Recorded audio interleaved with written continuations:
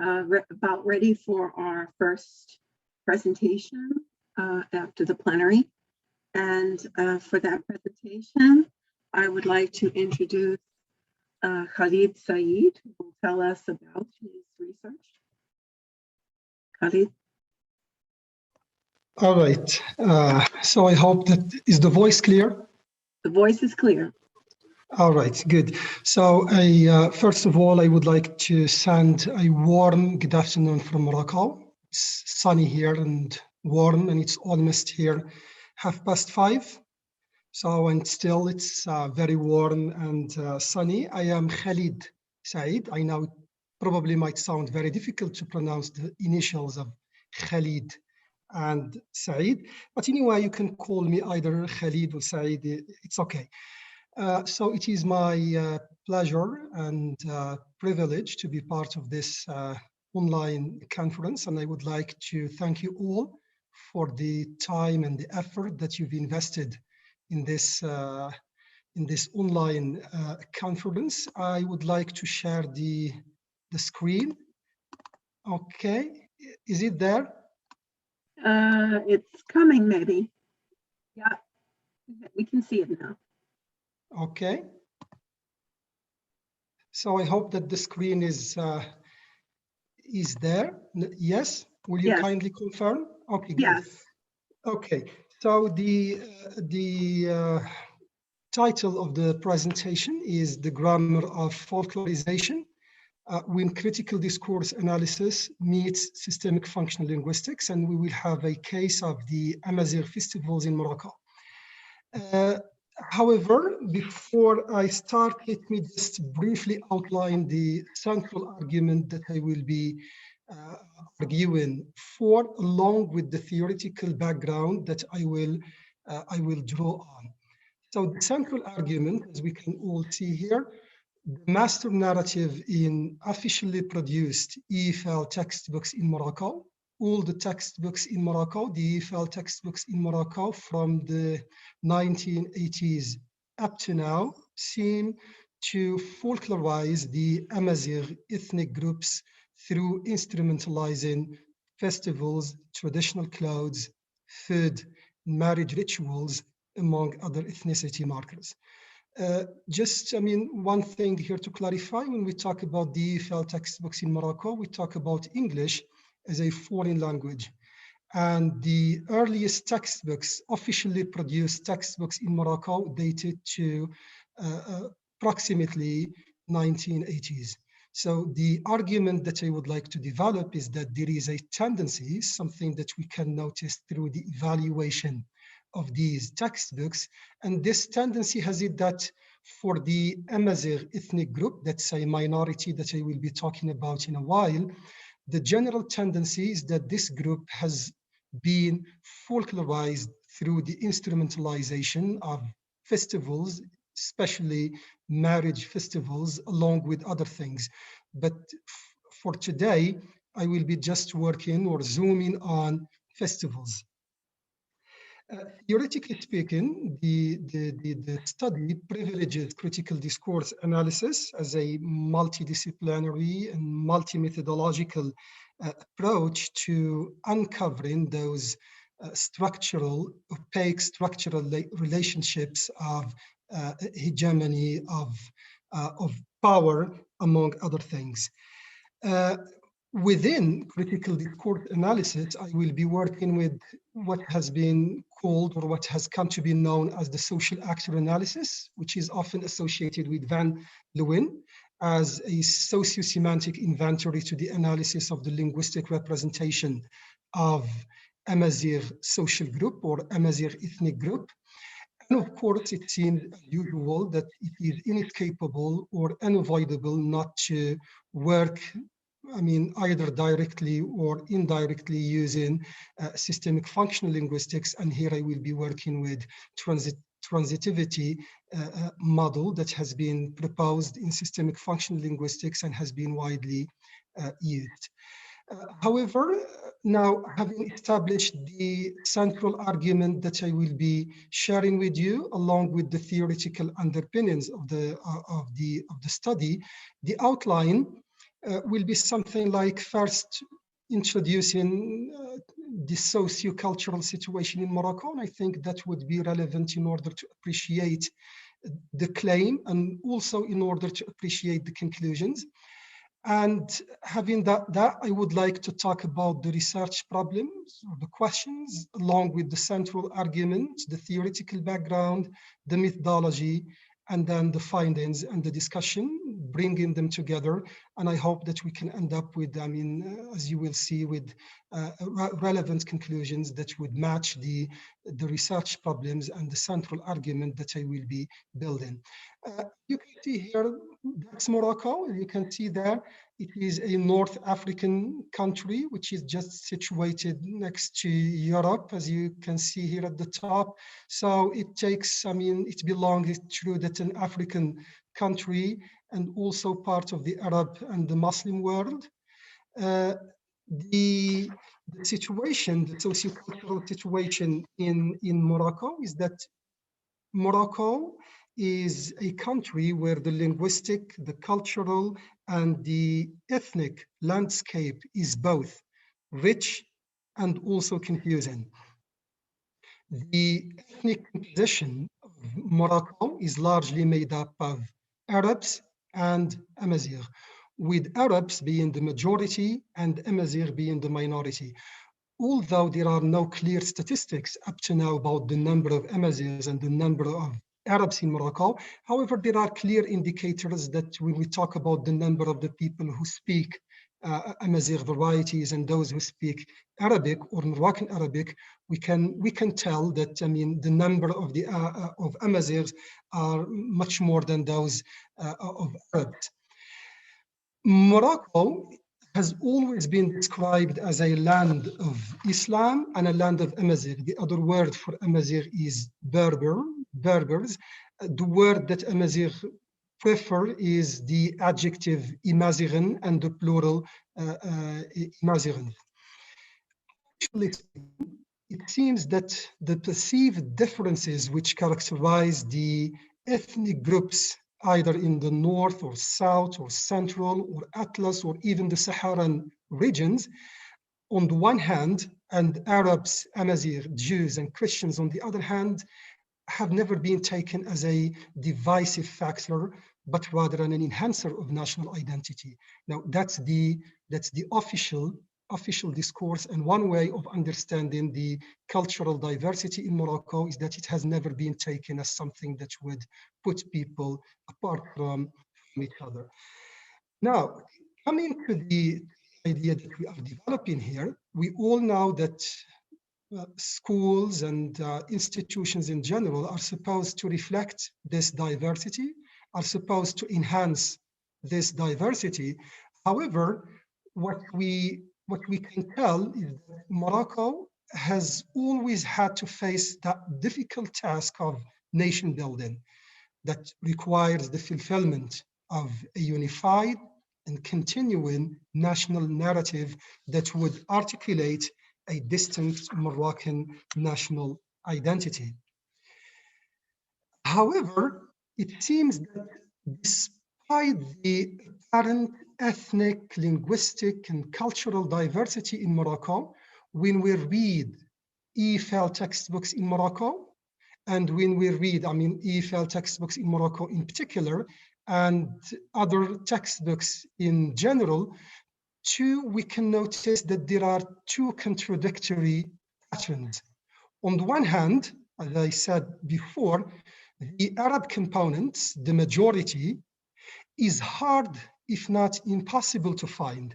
And it is almost absent from the official narrative. It's very difficult when you leaf through the textbooks, the EFL textbooks, all the textbooks that have been produced in Morocco ever since the 1980s.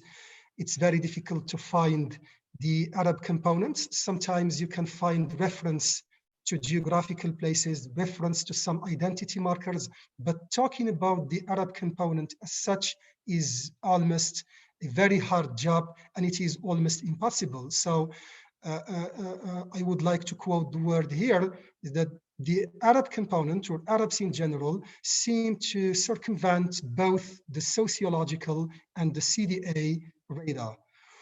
On the other hand, when it comes to the minorities, talking about the Amazigh, they are often foregrounded, marked, named, highlighted.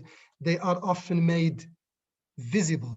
So this contradictory part, which does not match the intuitions that we would, that we would find with the majority almost absent from the official discourse, and the minority being named and foregrounded and highlighted. And probably the sole context where both groups are met is that of folklore and festivals. The Arab component sometimes is associated with a specific kind of festivals, but when it comes to Amazigh, it seems that whenever the word Amazigh or Berber pops up, it has to be associated somehow with one or other kind of festivals that I'm going to talk about. So the situation here calls for different questions. One of them, if we analyze the context where Amazigh are often found, the question is, what are the socio-semantic options that have been made available for the representation of both Amazigh and Arabs festivals? Do the two groups enjoy or draw on the same socio-semantic inventory?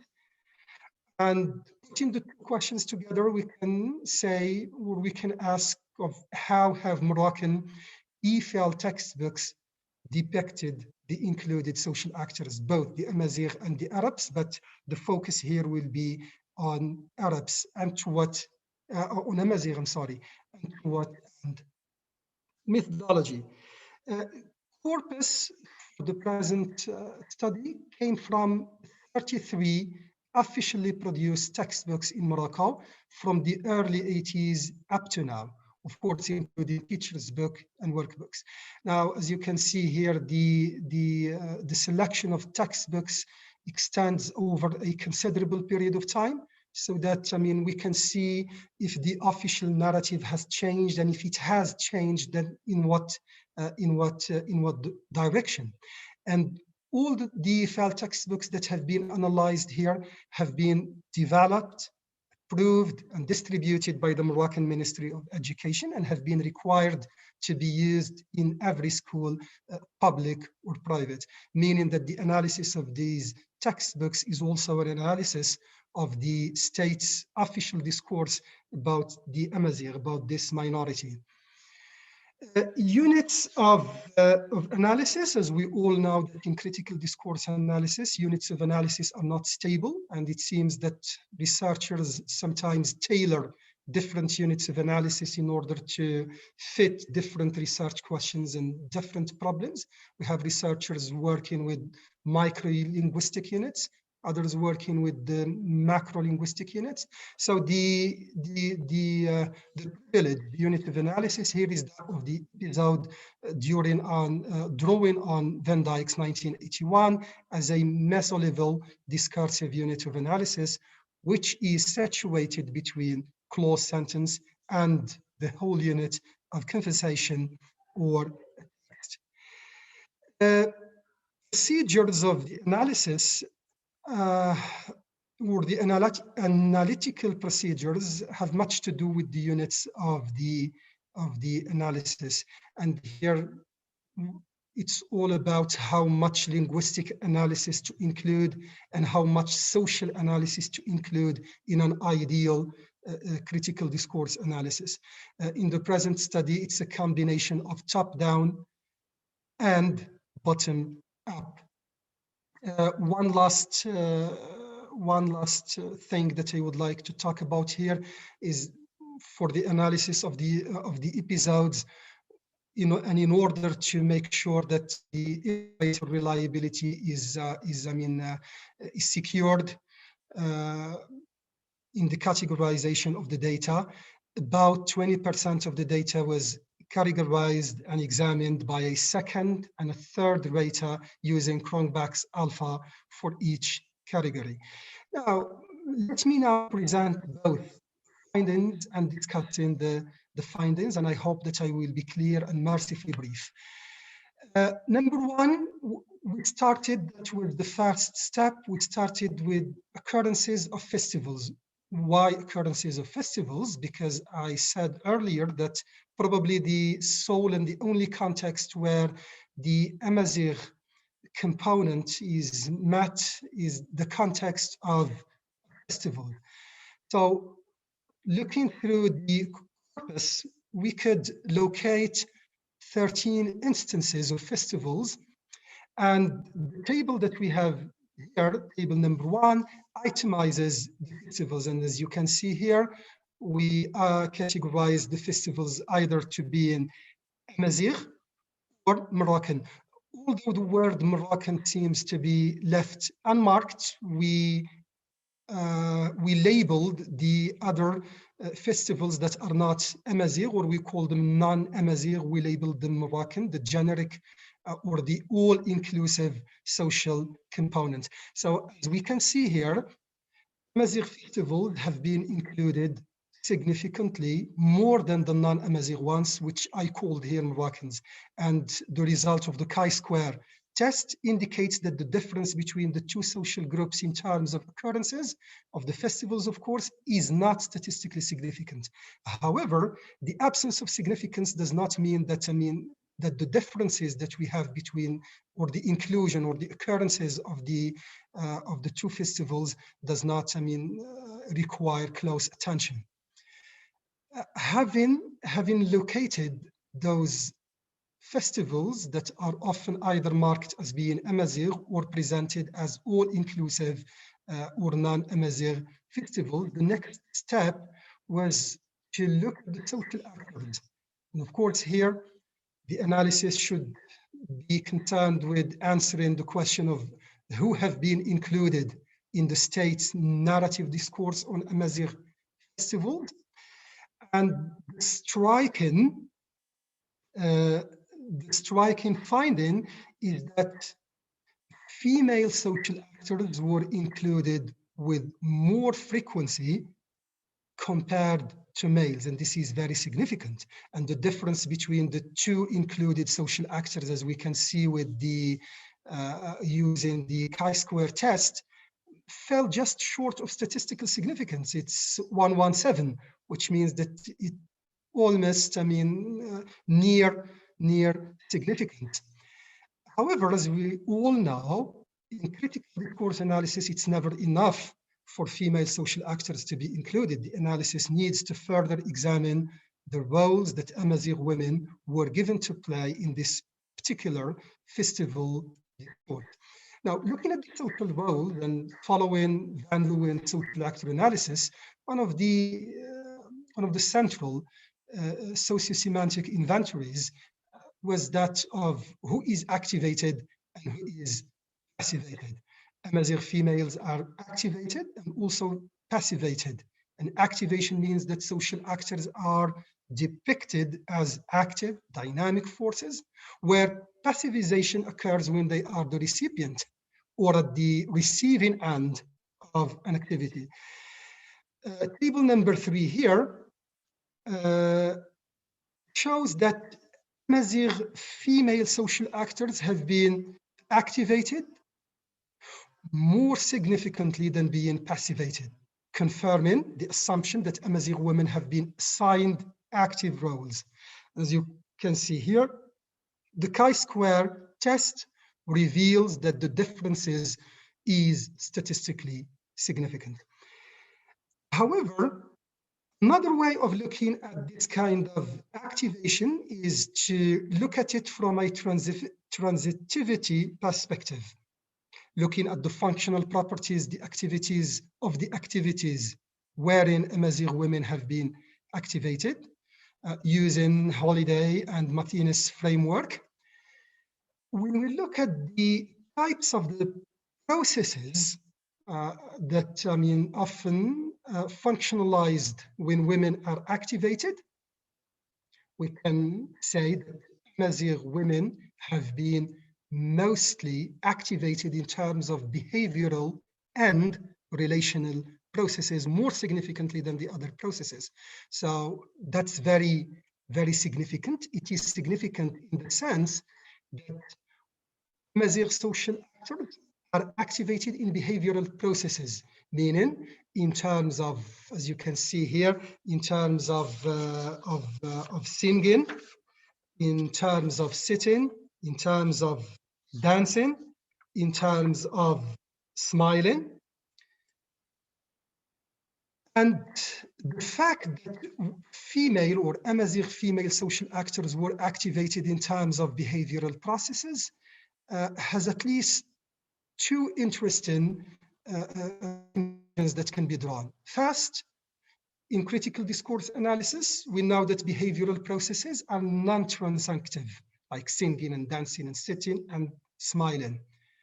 This means that social actors are often depicted as passive, deprived of sociological agency, and hence they have no effect on others or on the world. When actions and reactions are behavioralized, it seems that social actors are often portrayed as mere behaviors without content, purpose, or effect, and ultimately they are depicted in socially low status. The second conclusion here is that the excessive, and when we say excessive, it seems that it has become a pattern in all the EFL textbooks that we have in Morocco, that Amazigh social actors, when represented in terms of behavioral processes, especially talking about females, they are cast in the physical, sensual world, and hence are deprived of the quality of being represented in other processes as thinkers, sayers, or in other processes that would call for deeper and for higher statuses. In behavioral processes, the emphasis falls on the affective reactions. So they are presented not in terms of being actors, but in terms of being reactors. They are presented in terms of desires, needs, and wants.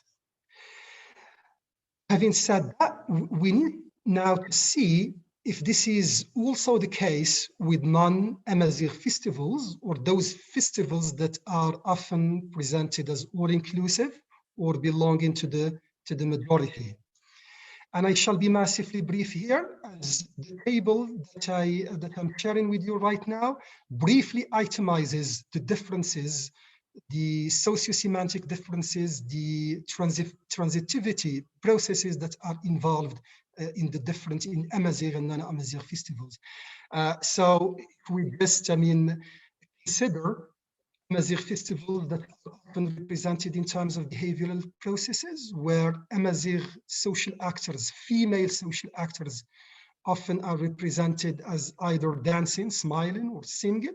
Non-Amazigh festivals are encoded in terms of material processes. And material processes are often transactive processes that require doer or an agent who is supposed to have an influence on the surrounding environment. Two festivals that are often presented as non-Amazigh and therefore belonging to the all-inclusive Moroccanness are Asila festival, that's a festival for intellectuals, and Wax Lantern, which is a festival, a religious festival. Striking is the fact that these two festivals that are often presented as non-Amazigh or inclusive Moroccans are encoded in terms of material and also in terms of mental processes. Social actors for the Amazigh festivals are predominantly females. However, for the non-Amazigh or the all-inclusive Moroccan festivals, we have the activation of both males and females. Now, the conclusions that we have reached so far seem to be in line with, with previous studies that, look at the same or try to problematize the portrayal of minorities and the minorities and majority groups.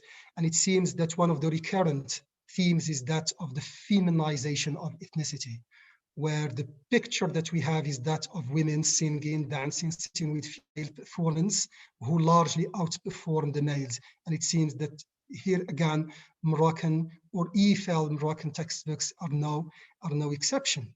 So the fact of that we feminize ethnicity leads to what has come to be known as the commodification of ethnicity, where ethnic groups are often introduced or represented as those colorful, exotic people, and the festival discourse seems to objectify minority women, presented as being colorful, exotic, sometimes erotic, and hence denying them their individuality and subjectivity and hiding sensuality and beauty.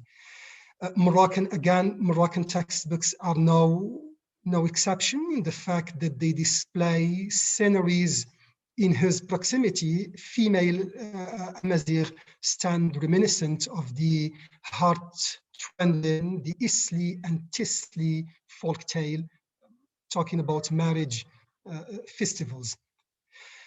Again, the tentative conclusions that we reached so far seem to consolidate previous studies where ethnic groups are represented as mysterious. That's the discourse of folklores and the discourse of festivals, mysterious, exoticized, folklorized, commoditized, static, sealed and generalized, and sometimes they are essential to a very, very few cultural practices and cultural artifacts.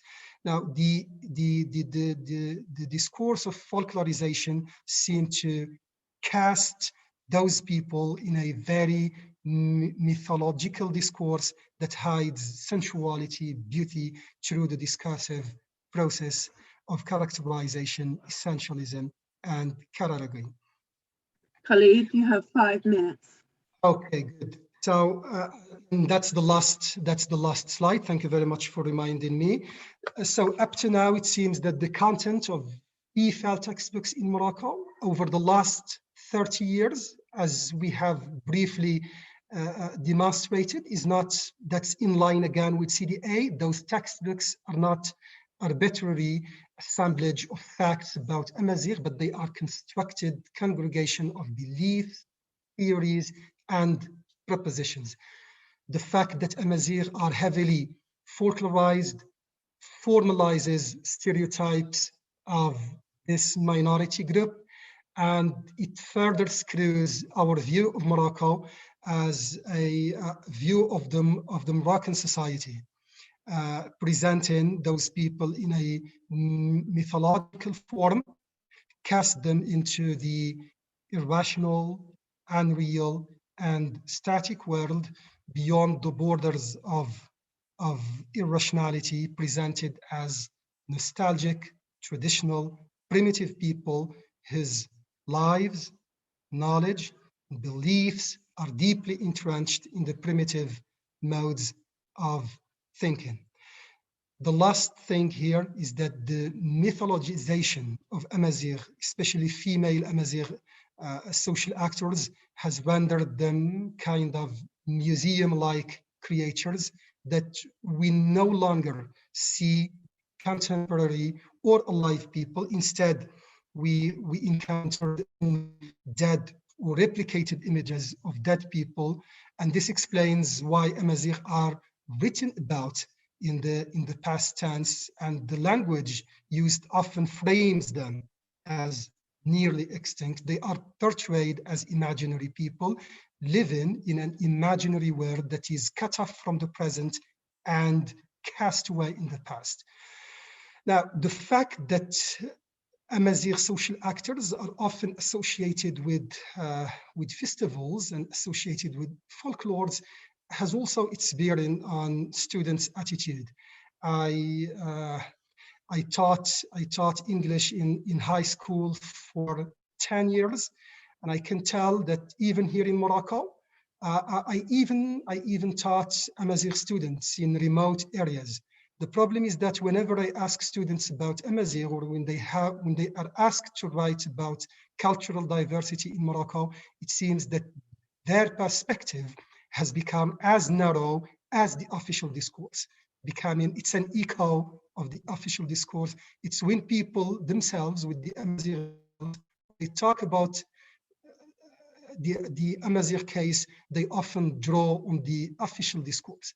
It's a discourse that lasts for 30 years, and it seems that even up to now, we have a new reform, when people now are calling for new textbooks, and the first drafts that we have for the time being seem to echo the same problem, always casting those people, cutting them off the present and casting them away in that mythological and folklore discourse. Thank you very much. Thank you very much. This was a very interesting talk. Does anyone have any questions? We're a little bit over time, but I don't see the next presenters in the participants. Could I, before we talk, have questions, could I just see if anyone is here to present the next paper? Yasser Hadidi and Arish Talebi? No? Okay, so let's go on with about 15 minutes of questions, if you can take 15 minutes. Okay. Any questions?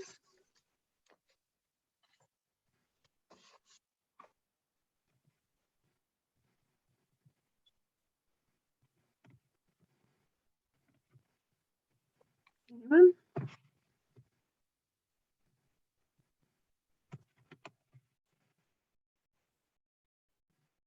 I don't see any hands going up. So I have a question. It's an interesting phenomenon. I think that in many representations of other people here in the United States, of people from other countries, we probably see some of this. Like, people want to know, well, what are your customs?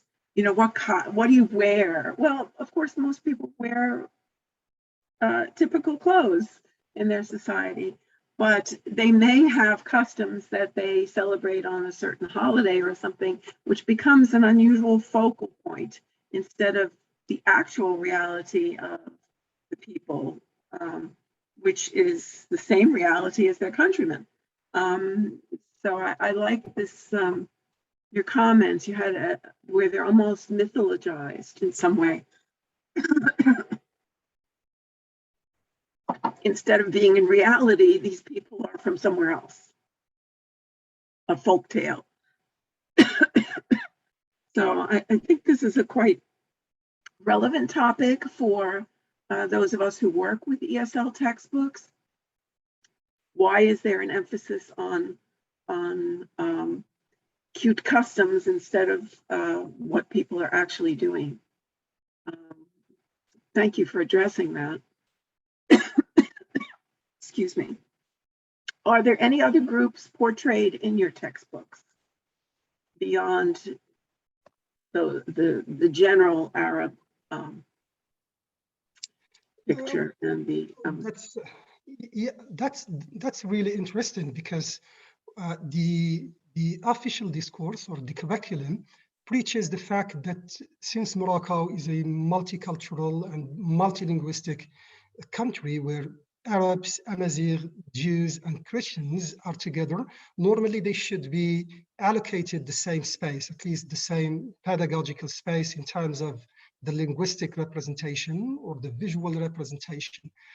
It's this, discrepancy between what we have in the curriculum and what we have in textbooks.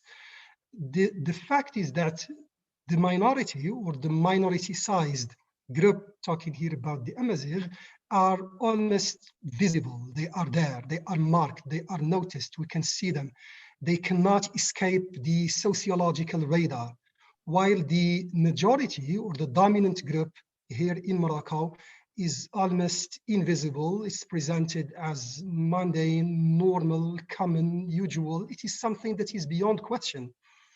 The other that you talked about, the other groups are nowadays with the new textbooks coming for next year, we have the inclusion of the Jewish culture. That's very interesting. So probably that's the first time in Morocco that we have names of Jewish people in EFL textbooks in Morocco. That's the first time that we have houses, the description of houses where Jews live here in Morocco, part of the history of the Jews in Morocco.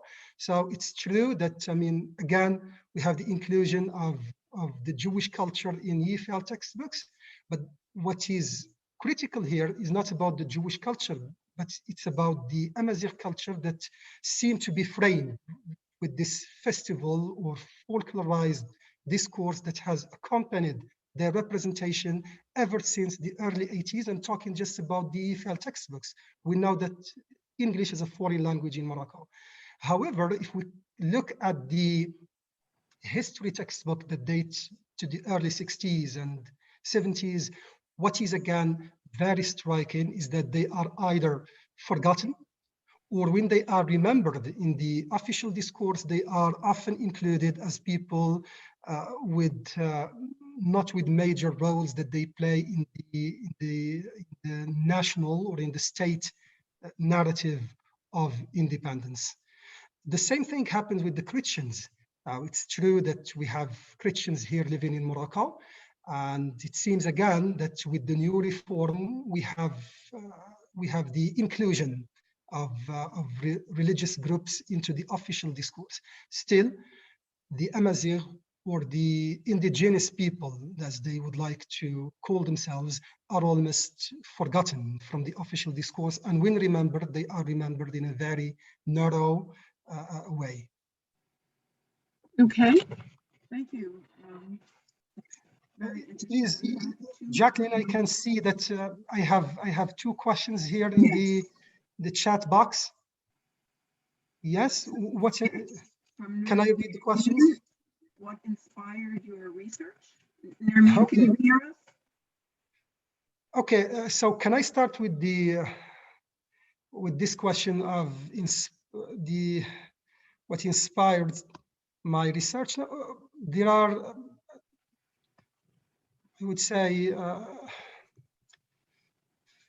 one of them is that I was a high school teacher of English, and I taught in places where Amazigh were the majority and not the minority, and it was really striking to see that all the textbooks that we have in Morocco, when they deal with the Amazigh identity, they look at it from a very, very limited perspective. So that was very interesting for me. So when I decided on my PhD, I thought that it would be wise to look at this, I mean, almost and talk about part of the assessment of EFL textbooks in Morocco. When EFL textbooks in Morocco are evaluated, they are often evaluated from a didactic or pedagogical perspective, or from a designing perspective. But when they look at the content of these textbooks themselves, it seems that the analysis drifts from looking at those social issues. So I thought that probably at that time it was very wise, and it is still, I think, up to now, to consider the representation of minorities in EFL textbooks. In addition to this, of course, the inspiration that I have from as being a student of linguistics and advanced English studies and critical discourse analysis. So I think that bringing together tools from critical discourse analysis, from systemic functional linguistics, would just add a new dimension to the field of textbook evaluation. I hope I answered your question. We have a question from Ian. Hi, thanks very much for that, Khalid. A very interesting study, and wonderful to hear more work being done on the Amazigh. My question is about how English-speaking cultures would be portrayed in these EFL textbooks. in comparison with what you've represented about Amazigh cultures and Arab cultures. My sort of experience as an Anglo English first language speaking person in South Africa is that often that the sort of English speaking culture is treated very much as the sort of default and not exoticized, but obviously I'm not in a foreign language context. So I'd be interested to see how the sort of portrayal of English speaking people in your textbooks differs from that which you've described for Moroccan people. Oh, thank you, Ian. Definitely, when we talk, about the representation of the English-speaking communities in EFL textbooks in Morocco, the topic itself has been widely studied, and it was studied as part of the cultural representations of the others. The problem is that while we have studies here in Morocco about the representation of the English-speaking communities in textbooks, it seems that very few studies take the job or the task of looking at how we represent ourselves or how we represent the Moroccan different ethnic groups. It's true, you talked about the English-speaking communities as the default way of representation. It seems that it is the same thing here in Morocco. So normally we have either the American or the British culture being included in EFL textbooks. And often they are presented as models to emulate. The picture has not changed ever since the early 80s up to now. Whenever we include the English-speaking communities, it's either to highlight areas to emulate or to introduce new information. I can tell that it is a neutral way of representing English-speaking communities in EFL textbooks, and in general, generally speaking, it's positive. And when it is included, it's included either in comparing some cultural aspects of British culture or the American culture. I can see that, it's, I wouldn't say positive, but I would just call it a neutral kind of representation. Thank you. We have a question from Nazreen. Thank you very much. Can you hear my voice? Sorry. Yes. Thank you. Thank you, Khalid, for this nice presentation. I think you partially, I'm not sure the extent to which you have answered the question I have in my mind. My question is, in what way or what role do these minority groups play in teaching English? What functions do they have in the English textbooks? How do they serve the purposes of teaching the language? Is it in a comparative way? Do you have separate lessons for them where the culture of these minorities or perhaps the overall culture is taught simply in English? Or are they just evoked to compare different cultures in different contexts? Thank you. If I understand your question, because it seems that I didn't get the first part of the question, but it seems that you are talking about how students or how teachers themselves see the process of representation. Is that what you mean? Actually, it's about the link between these groups, the Arab, the Amazigh, and the English language itself. The interface between the two. It makes much sense to me that, British, American, perhaps Australian, Canadian cultures are included in the textbooks. But why do you think that there is a need in many countries to include the local culture while teaching foreign languages in general and English language in particular? All right.